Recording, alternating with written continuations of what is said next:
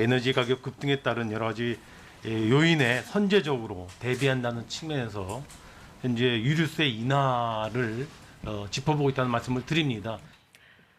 네, 7년 만에 최고치를 경신한 국제 유가 상승세에 정부가 유류세 인하라는 특단의 카드를 검토 중입니다.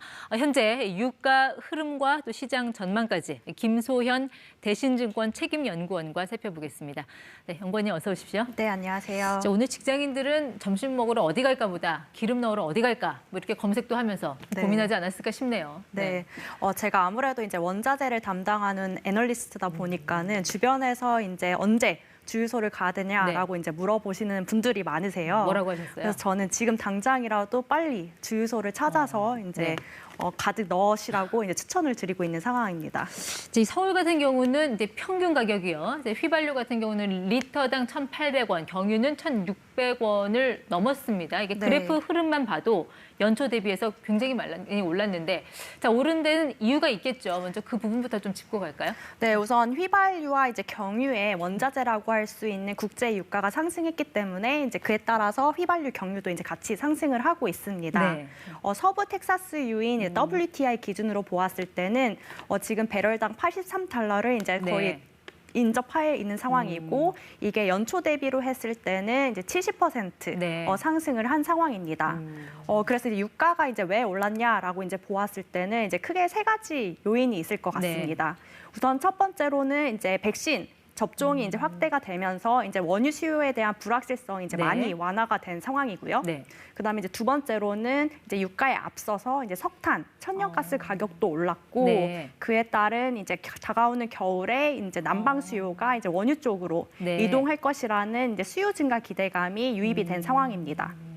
마지막으로는 이제 오펙 쪽에서 그러니까 석유 수출 기구들이 이제 기존의 감산 목표량대로 이제 수요가 아무리 올라가더라도 감산을 계속하겠다라고 이제 밝힌 상황이어서 지금 공급 쪽에서도 조금 많이 타이트한 상황입니다. 수요 측면 그리고 공급 측면 그리고 다른 원자재 가격이 같이 상승하면서 이 원유 가격을 끌어올린 거 여러 가지 좀 복합적인 요인이 작용을 한 것 같네요.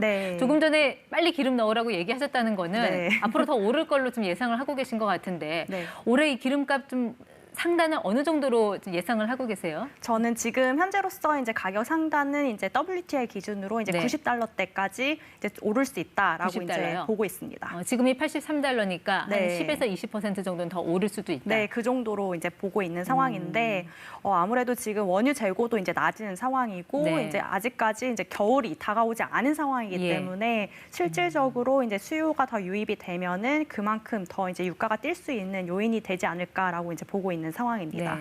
근데 결국 정부가 이제 기름값에 붙는 그 세금이죠. 유류세를 인하를 검토하겠다라는 방침을 밝혔습니다.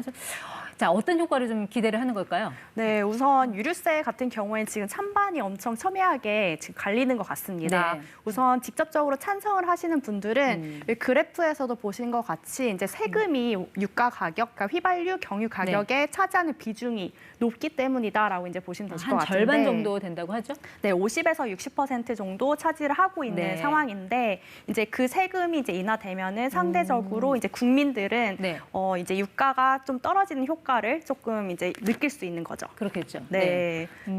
그러면 어쨌든 이게 그 유가라는 게 이제 세금이 좀 절반 정도 차지하니까 그걸 깎아주면 직접적인 체감 효과는 있을 것 같은데 사실 유류세라는 게 정부 국간의 중요한 돈줄 역할을 하기 때문에 정부가 쉽게 내리려고 하지 않잖아요.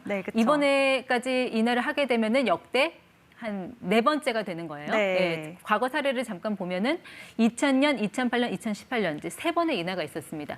자, 직전인 2018년에 최대 15% 할인을 해줬는데 이번에는 그 인하 폭을 어느 정도로 뭐 예상 혹은 기대를 하세요?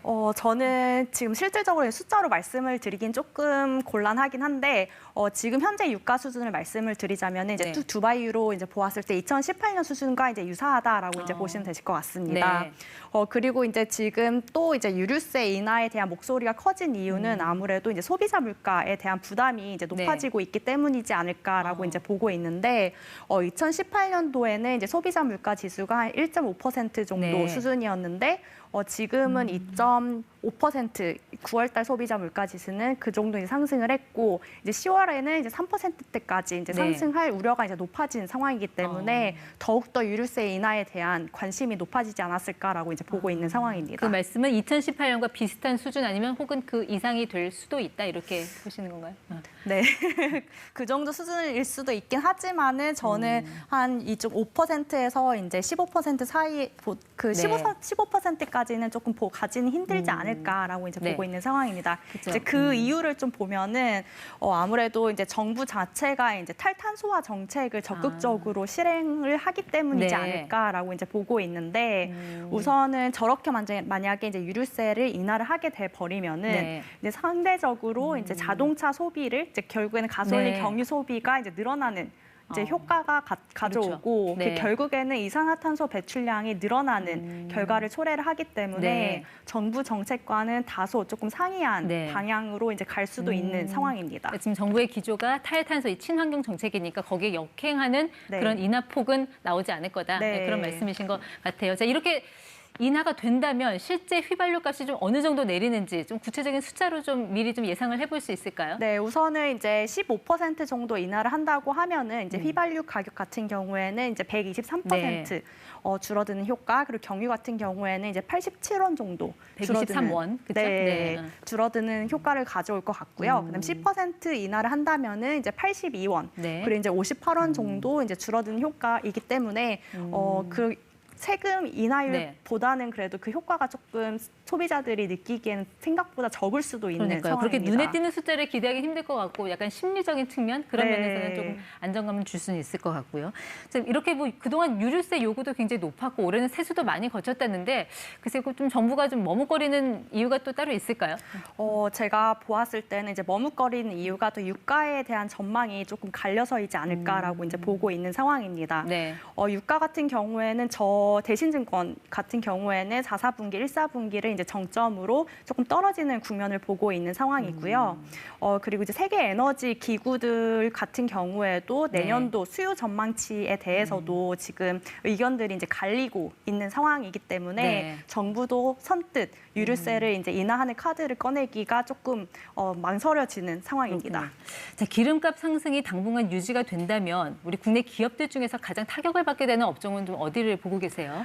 지금 이제 기름 가격 같은 경우에도 이제 경기가 좋을 때 그리고 나쁠 때의 그 효과가 조금 상대적으로 다르다라고 이제 보시면 되실 것 같은데 보통 이제 경기가 좋고 유가가 상승했을 때는 경기에 그러니까 주가로 보았을 때는 경기 방어주, 유틸리티라든지 아니면 통신 쪽 업종이 좀 상대적으로 코스피 대비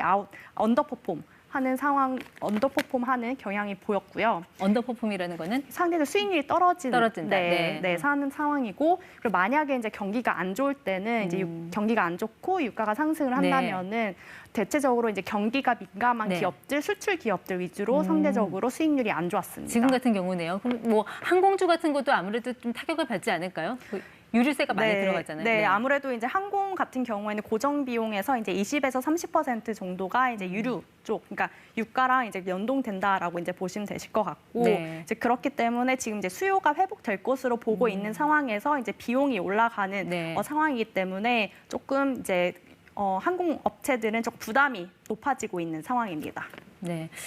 자, 이 국제 유가가 어쨌든 우리 국내 기름값에서는 선행 지표 역할을 하니까 이 가격이 언제쯤 진정이 될까 이 부분이 궁금한데 좀 진정될 만한 앞으로 어떤 뭐 계기라든지 좀 그런 기회 같은 거는 어디서 보고 계세요?